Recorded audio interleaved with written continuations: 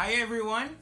Kamusta kayo? I am Sir Bjorn Grimaldo and I will be your instructor in National Service Training Program 1 or NSTP 1. Alam ko na hindi ito ang inaasahan natin na setup for this semester as we are in virtual classes, but I believe that with focus, discipline, and determination, marami pa rin tayong pwedeng matutunan sa ating mga online classes. And today, this will be our first formal lecture in NSTP 1 sa semester na ito, and we will be discussing the introduction about the National Service Training Program. We will be discussing its significance and its evolution, its history, and some of the frequently asked questions regarding NSTP.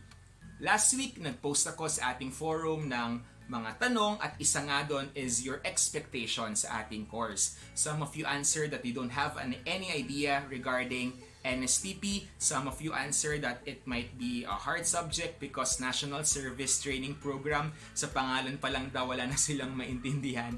But I am assuring you that this will be a fun course, this will be a fun learning for everyone.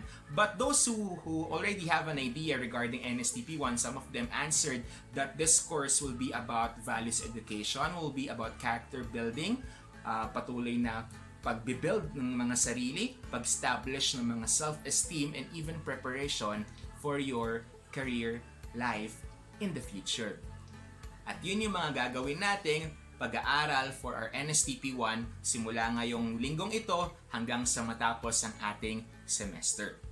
Okay, so we'll be starting our first lecture, the introduction to NSTP.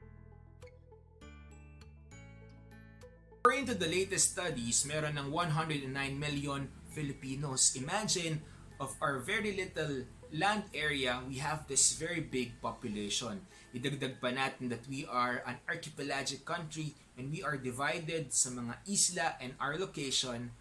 Kaya naman meron tayong diverse languages, meron tayong iba't ibang kultura, iba't ibang pananaw, iba't ibang mga preferences. Kaya it might be hard for the Filipinos to unite. Baka ito yung mga reasons bakit nahihirapan ang Pilipinas na magkaisa. But the government is there. 1987 Philippine Constitution, Article 2, Section 4 states that the government has its role in protecting and serving the people. But the question is, should we give all the burdens to our government or should we activate the 109 million Filipinos para sabay-sabay tayo, iisa tayo na pupunta sa tahakin na gusto natin para sa ating bansa? And among the sectors that the government can tap ay ang mga kabataan. Young people, kayo, mga estudyante. Article 2, Section 13 states that the government can tap the young people in different causes, for example, in national service. And that will be our topic for this week.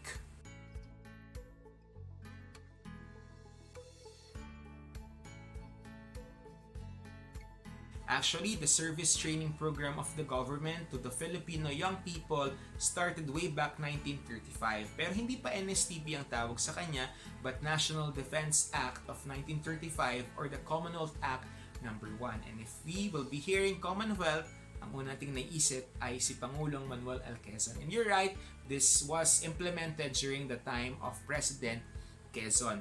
And this law requires all male tertiary students to have their 2 years for military service. 2 taon para sa mga lalaking college students to take training on military.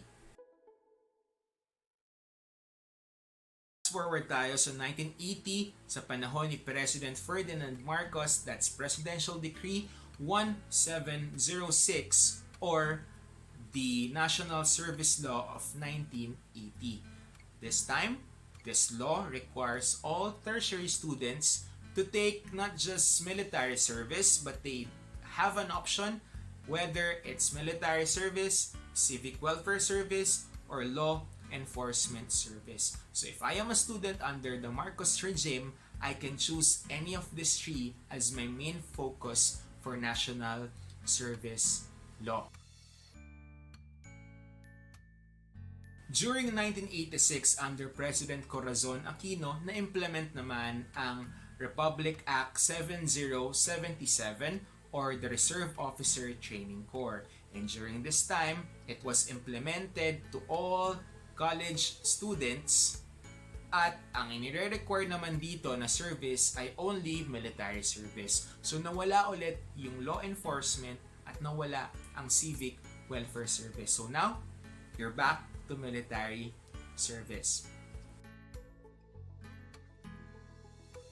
During school year 2001 and 2002, under President Gloria Macapagal Arroyo, the EROTC or the Expanded Reserve Officer Training Corps was implemented.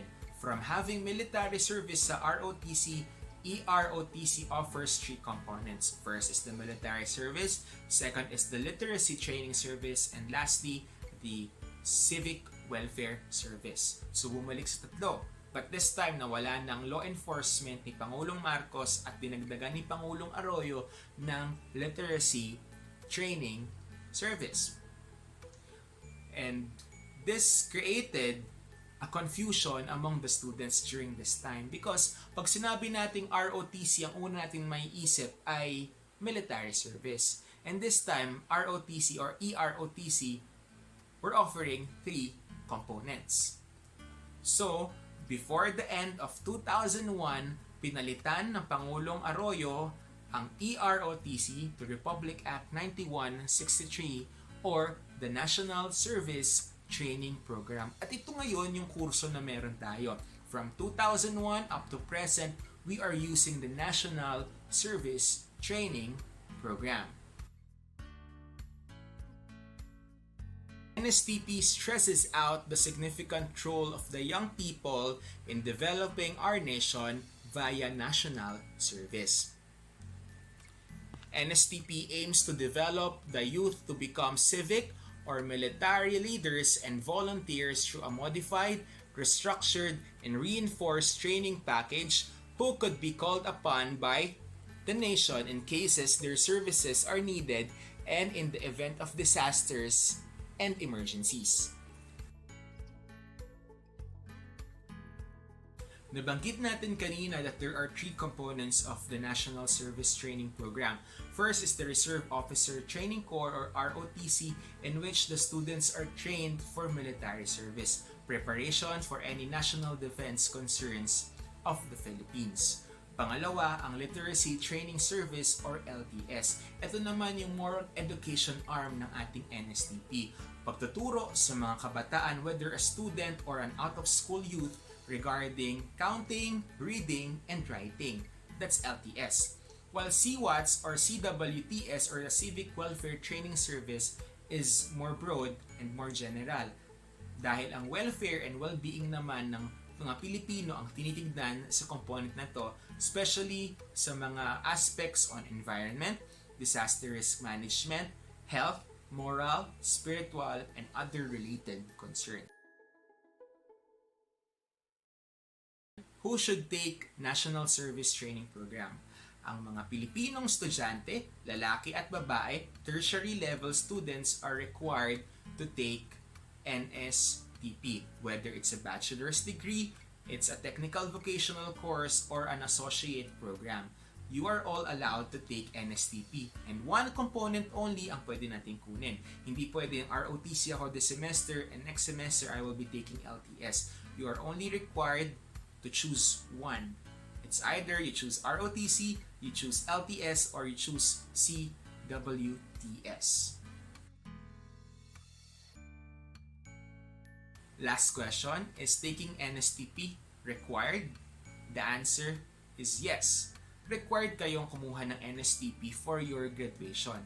And you will be taking it for 2 semesters and each semester dapat makomplay nyo ang 54 hours to 90 hours ng training.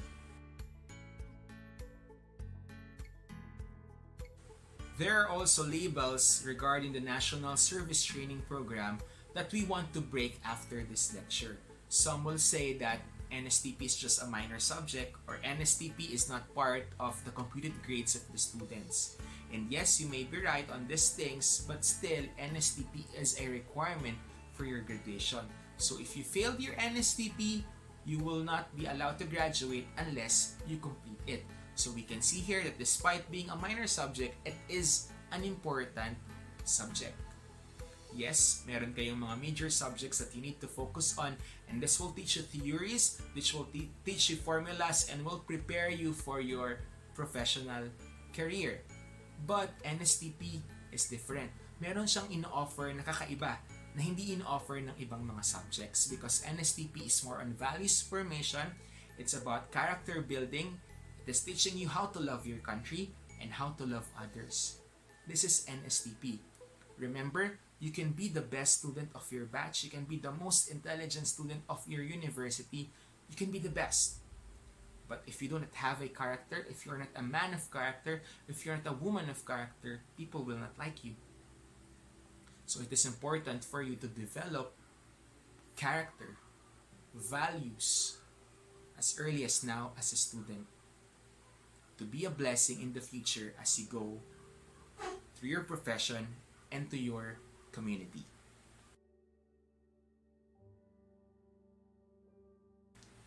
I will be ending today's lecture by sharing a story from the Bible, which can be found in Luke chapter 10 verses 25 to 37. There was a lawyer who asked Jesus, "What can I do to inherit eternal life?" And Jesus answered, "You should love God with all your heart, with all your mind, and with all your soul. And you should love your neighbor." And this man asked Jesus, "Who is my neighbor?" Then Jesus shared the parable. There was a Jew traveling. Naglalakbay ang Hudyong ito nang siya ay makita ng mga magnanakaw. They took his possession, sinira ang kanyang mga damit, sinugatan, binugbog, and he was like almost dead. Meron 3 tao na nakakita sa Hudyong ito. First is the priest. Yes, we expect the priest to help that Jew because he is working in the temple. But when the priest saw the man, he just walked, and walked. The second person is the Levite. A Levite also serves in the temple, and I think a Levite can help this man. And when the Levite saw the man, he just walked, and walked. And lastly, the Samaritan. Samaritan are considered enemies by the Jews because Samaritans are half Jew, half other nation. Kaaway ang tingin nila sa isa't isa. But despite their status, despite their differences, when the Samaritan saw this Jew wounded, hindi nagdalawang isip ang Samaritan to help him. Nilinis ang mga sugat, and he even rented an inn for this man to recover. At bago umalis ang Samaritan, nagsabi siya na kung meron mang other expenses beyond sa perang kanyang iniwanan, he will be coming back to pay it. And Jesus now asked this lawyer, "Who do you think is a neighbor?" And the man answered, "The one who helped." And God asked him to do the same. We may be now inside our houses, quarantined, locked down, but we can still find ways to help. We can still look for ways to help. This is the essence of the National Service Training Program. NSTP will not help you to be the most intelligent man on earth, but NSTP will help you to have compassion, to have love, to be a man and woman of character. And for our next week's topic, we will be studying about good citizenship. We will be learning about the preamble, the Bill of Rights, and the basic Filipino values. And I hope we will be back next week as we will be learning a new lesson. And if you have questions, please feel free to comment down below or message me through Messenger or through your portal. This is Sir Bjorn. Keep safe, and God bless us all.